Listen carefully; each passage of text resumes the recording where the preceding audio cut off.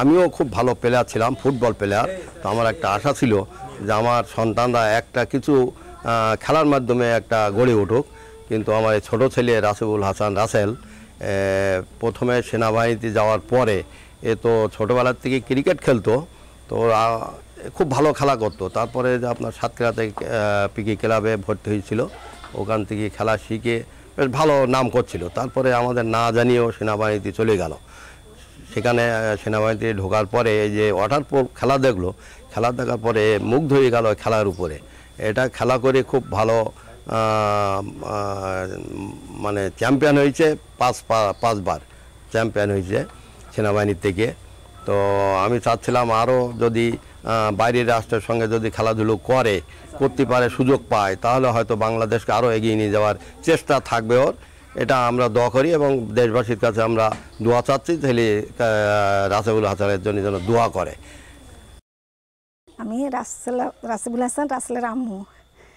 আমি বলতে চাই আমার রাসেল সেনাবাহিনী থেকে ওয়াটারপ্রুফ খেলা যে খেলাগুলো করেছে আরও উন্নত খেলা করুক, দেশের জন্য আরও বড় কিছু করুক।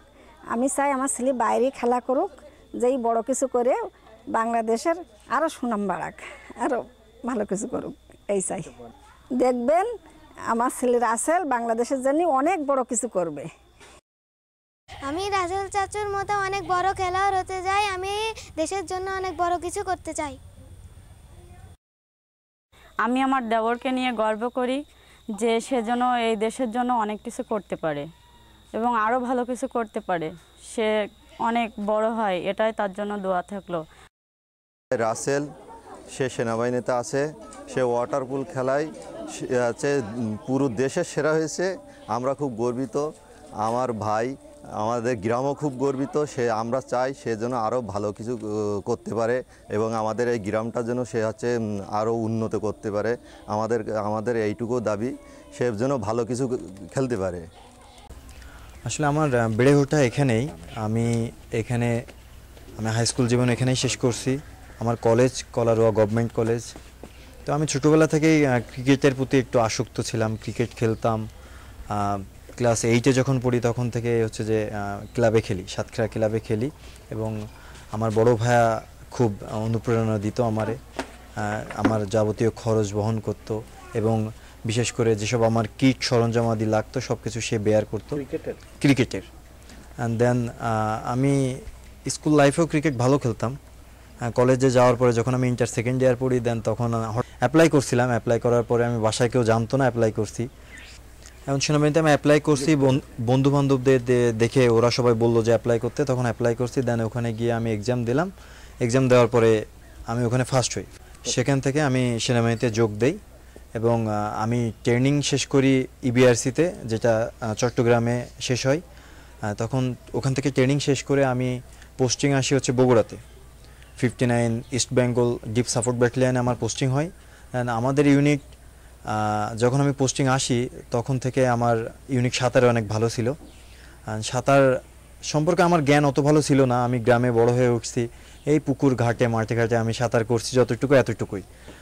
দেন ওখানে আমাদের সিনিয়র যারা স্যাররা ছিল এবং যারা বড় ভাইরা ছিল ওরা আমার ট্রেনিং করছে, ট্রেনিং করে দেখছে যে এ ভালো করতেছে, এর একটা সুযোগ দেওয়া দরকার। তখন আমি ইউনিট পর্যায়ে ওখানে গোল্ড মেডেল পাই, যেটা এখানে আছে। অ্যান্ড তারপরে ডিভিশন পর্যায়ে আমি ওখানে বেস্ট প্লেয়ার হই। ডিভিশন খেলা শেষ করার পরে আর্মি টিমে আমি ডাক পাই। আর্মি টিমে যাওয়ার পরে যতগুলা ন্যাশনাল হয়েছে আমি গেছি 21 সালে।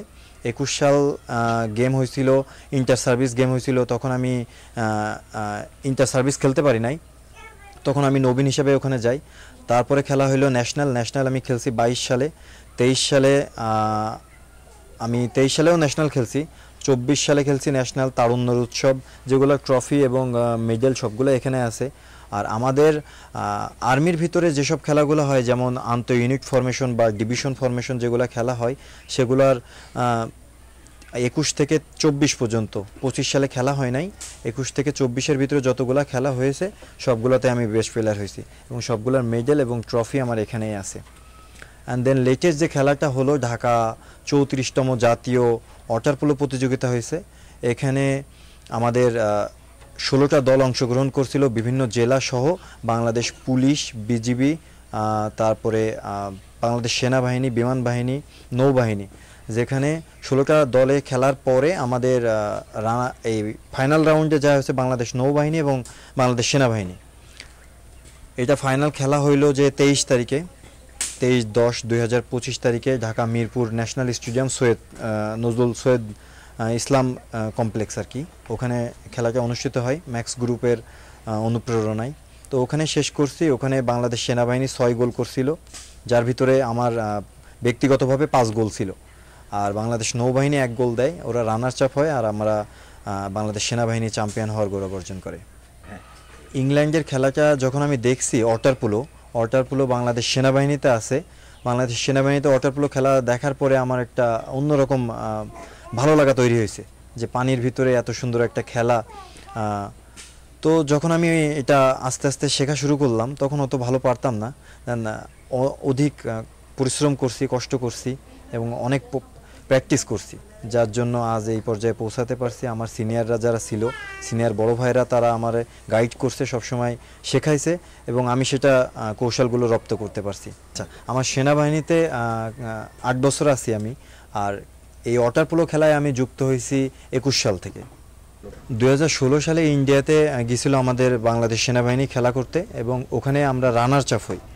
রানার্স আপ হওয়ার পরে সাফে তারপরে ওখান থেকে ভালো ফলাফল অর্জন করে বাংলাদেশে আসে। তারপরে আর আমাদের বিদেশের খেলার কোনো হয় নাই। তো একটা চান্স আসছে সামনে, আমাদের ইংল্যান্ডে একটা খেলা হওয়ার কথা আছে, এখন চেষ্টা করে দেখা যাইতে পারে, আমরা যদি যাইতে পারি ইনশাল্লাহ আমরা ভালো রেজাল্ট আনতে পারবো। আমার লক্ষ্য যে আমার এই ওয়াটার পোলো খেলা দিয়ে আমি যেন আমার বাংলাদেশকে আরও অনেক উপরে নিয়ে যেতে পারি এবং বাংলাদেশকে সবাই চিনুক, জানুক, এবং আমাদের বাংলাদেশ এটাই আমাদের দোয়া।